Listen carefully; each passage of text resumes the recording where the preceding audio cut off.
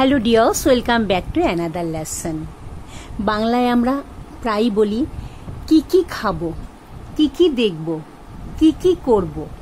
এই কি এই যে ব্যবহারটা আমরা করি, ইংরাজিতে বলার সময় এর ব্যবহারটা আমরা কিভাবে করব সেটাই আজকের লেসনে শিখব। চলো শুরু করি। ইংরাজিতে এই কি এর ব্যবহারটা হলো হোয়াট অল। এটা একটা ফ্রেজ, হোয়াট অল। এবারে চলো আমরা সেন্টেন্সে কিভাবে ব্যবহার করব সেটা দেখে নিই। তুমি কি কি খাবে? What all will you eat? ওনারা কি কি দেখবেন? What all will they see? Suma কি কি পড়বে? What all will Suma read? অর্থাৎ কোন কোন সাবজেক্ট পড়বে, ইংলিশ না বেঙ্গলি।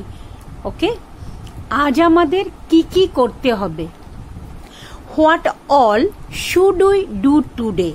এখানে what all will we do today দিলাম না, কারণ সেটা হলো আজ আমরা কি কি করব যদি বলতাম তখন হতো what all will we do today, কিন্তু করতে হবে অর্থাৎ এখানে উচিত অর্থে ব্যবহার হচ্ছে কথাটা, সেজন্য উইলের জায়গায় শুড হলো।